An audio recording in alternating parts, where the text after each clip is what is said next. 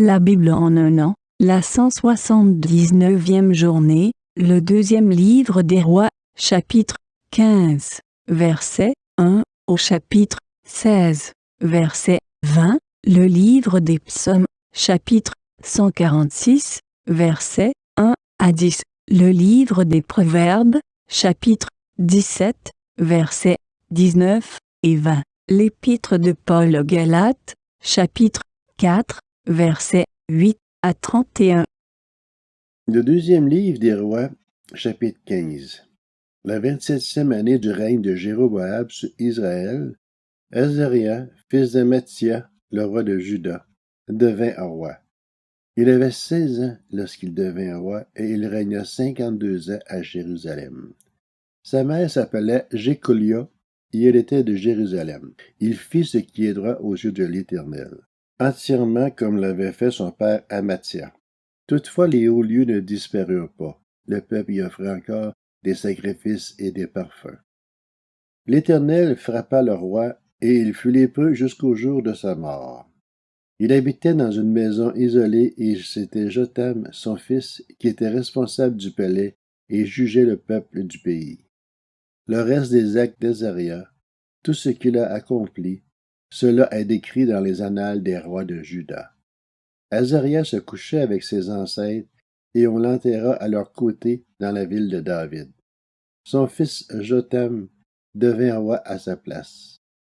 La 38e année du règne d'Azariah sur Juda, Zacharie, le fils de Jéroboam, devint roi d'Israël à Samarie.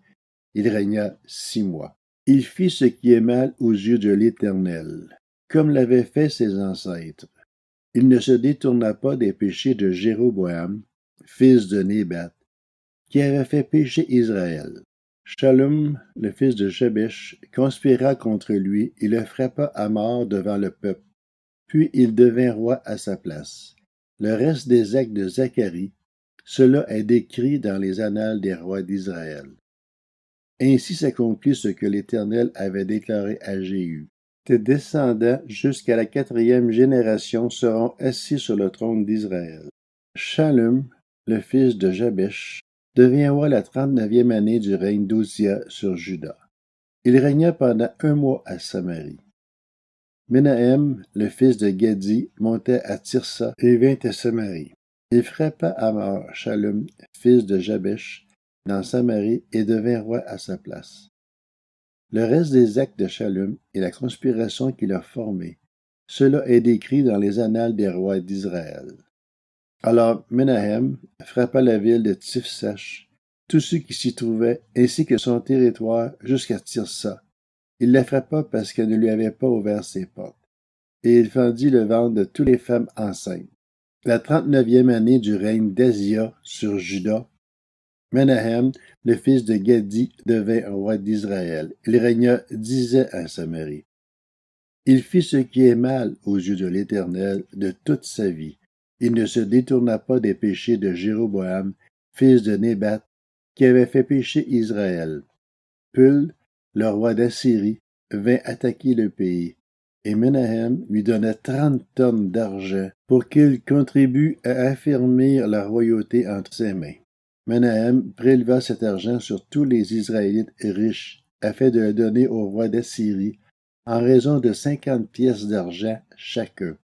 Le roi d'Assyrie repartit alors sans prendre position dans le pays. Le reste des actes de Menahem, tout ce qu'il a accompli, cela est décrit dans les annales des rois d'Israël. Menahem se coucha avec ses ancêtres, son fils Pekakia devint roi à sa place. La 50e année du règne d'Azia sur Juda, Pekakia, le fils de Menahem, devint roi d'Israël à Samarie. Il régna 2 ans. Il fit ce qui est mal aux yeux de l'Éternel. Il ne se détourna pas des péchés de Jéroboam, fils de Nébat, qui avait fait pécher Israël. Son officier, Pékak, fils de Remalia, conspira contre lui. Il le frappa à Samarie, dans une partie fortifiée du palais royal avec l'aide d'Argob et d'Arié. Il avait avec lui 50 Galadites. Il fit ainsi mourir Pékakia et devint roi à sa place. Le reste des actes de Pékakia, tout ce qu'il a accompli. Cela est décrit dans les annales des rois d'Israël. La 52e année du règne d'Asia sur Juda, Pékak, le fils de Remalia, devint roi d'Israël à Samarie. Il régna 20 ans. Il fit ce qui est mal aux yeux de l'Éternel. Il ne se détourna pas des péchés de Jéroboam, fils de Nébat, qui avait fait pécher Israël. Durant le règne de Pékak sur Israël, Tigla-Pilésé, le roi d'Assyrie, vint s'emparer des villes d'Ijon, d'Abel-Beth-Maaka, de Janoach, de Kédesh, de Hatzor, de Galad, de la Galilée et de tout le pays de Nephtali, et il exila les habitants en Assyrie. Osée, fils d'Éla, forma une conspiration contre Pékak, fils de Remalia, et le frappa à mort. Puis il devint roi à sa place. C'était la 20e année du règne de Jotham, fils d'Ozias. Le reste des actes de Pékak, tout ce qu'il a accompli, cela est décrit dans les annales des rois d'Israël. La 2e année du règne de Pékak, fils de Remalia, sur Israël, Jotham, fils d'Ozias, le roi de Juda, devint roi. Il avait 25 ans lorsqu'il devint roi et il régna 16 ans à Jérusalem. Sa mère s'appelait Jérusha et c'était la fille de Tsadok. Il fit ce qui est droit aux yeux de l'Éternel. Il agit entièrement comme l'avait fait son père Ozias. Toutefois, les hauts lieux ne disparurent pas. Le peuple y offrait encore des sacrifices et des parfums. Jotham construisit la porte supérieure de la maison de l'Éternel. Le reste des actes de Jotham, tout ce qu'il a accompli, cela est décrit dans les annales des rois de Juda. À cette époque, l'Éternel commença à envoyer contre Juda Rétsin, le roi de Syrie, et Pékak, le fils de Remalia. Jotham se coucha avec ses ancêtres et il fut enterré à leur côté dans la ville de son ancêtre David. Son fils Akaz devint roi à sa place. Le deuxième livre des rois, chapitre 16. La 17e année du règne de Pékak, fils de Remalia, Akaz, fils de Jotham, le roi de Juda, devint roi. Akaz avait 20 ans lorsqu'il devint roi et il régna 16 ans à Jérusalem. Il ne fit pas ce qui est droit aux yeux de l'Éternel, son Dieu, contrairement à son ancêtre David. Il marcha sur les voies des rois d'Israël. Il fit même passer son fils par le feu, conformément aux pratiques abominables des nations que l'Éternel avait dépossédées devant les Israélites. Il offrait des sacrifices et des parfums sur les hauts lieux, sur les collines et sous tout arbre vert. Alors Rétsin, le roi de Syrie, et Pékak, fils de Remalia, le roi d'Israël, montèrent contre Jérusalem pour l'attaquer. Ils assiégèrent Akaz, mais sans parvenir à le vaincre. À la même époque, Rétsin, le roi de Syrie, ramena Élat sous l'autorité des Syriens. Il expulsa les Juifs d'Élat et les Syriens vinrent y établir, comme c'est le cas aujourd'hui. Akaz envoya des messagers à Tiglag-Pilésé, le roi de Syrie, pour lui dire « Je suis ton serviteur et ton fils. Monte et délivre-moi des attaques du roi de Syrie et du roi d'Israël. » Akaz prit l'argent et l'or qui se trouvaient dans la maison de l'Éternel et dans les trésors du palais royal, et il les envoya en cadeau au roi d'Assyrie. Le roi d'Assyrie l'écouta. Il monta contre Damas, s'en empara, exila ses habitants à Kyr, et fit mourir Rétsin. Le roi Akaz se rendit à Damas pour rencontrer Tigla-Pilésé, le roi d'Assyrie.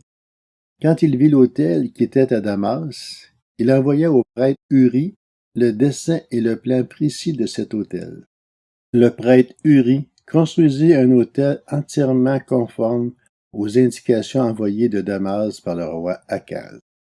Et il le fit avant que le roi Akaz ne soit de retour de Damas. À son arrivée de Damas, le roi vit l'autel, s'en approcha et y monta. Il y fit brûler son holocauste et son offrande végétale. Il y versa son offrande liquide et l'aspergea avec le sang de ses sacrifices de communion. Il éloigna de l'entrée du temple l'autel de bronze qui était devant l'Éternel, afin qu'il ne soit pas entre le nouvel autel et la maison de l'Éternel. et il le plaça à côté du nouvel autel du côté nord. Puis le roi Akaz donna cet ordre au prêtre Uri. Fais brûler sur le grand autel l'holocauste du matin et l'offrande végétale du soir. L'holocauste et l'offrande végétale du roi. Les holocaustes et les offrandes végétales de tout le peuple du pays. Versez-y leur offrande liquide, aspergez-la avec tout le sang des holocaustes et tout le sang des sacrifices. En ce qui concerne l'autel de bronze, je m'en occuperai. Le prêtre Uri se conforma à tout ce que le roi Akaz avait ordonné. Le roi Akaz brisa les panneaux des vases et enleva les bassins qui se trouvaient dessus. Il descendit la cuve de dessus les bœufs en bronze qu'il apportait et il le posa sur un pavé de pierre. À cause du roi d'Assyrie, il modifia dans la maison de l'Éternel le portique du sabbat qu'on y avait construit et l'entrée extérieure du roi. Le reste des actes d'Akaz, tout ce qu'il a accompli, cela est décrit dans les annales des rois de Juda. Akaz se coucha avec ses ancêtres, et il fut enterré à leur côté dans la ville de David. Son fils Ézéchias devint roi à sa place. Le livre des Psaumes, chapitre 146. Louez l'Éternel.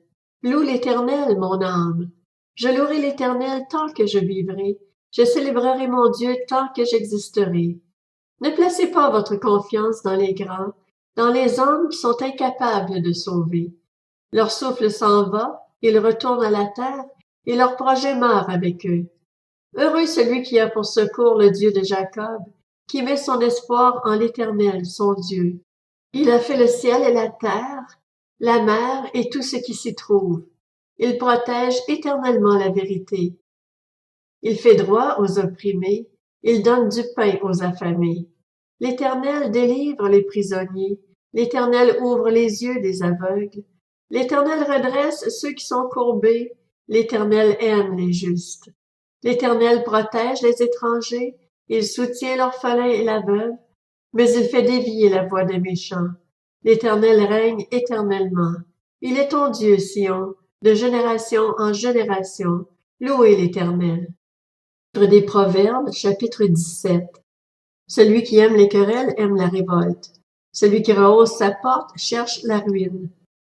Un cœur faux ne trouve pas le bonheur, et celui dont la langue est perverse tombe dans le malheur. L'Épître aux Galates, chapitre 4. Autrefois, vous ne connaissiez pas Dieu. Vous serviez des dieux qui par nature ne le sont pas. Mais maintenant que vous avez connu Dieu, ou plutôt que vous avez été connus de Dieu, comment pouvez-vous retourner à ces principes élémentaires sans force et sans valeur auxquels vous voulez vous asservir encore? Vous faites très attention aux jours, aux mois, aux saisons et aux années. J'ai peur d'avoir inutilement travaillé pour vous.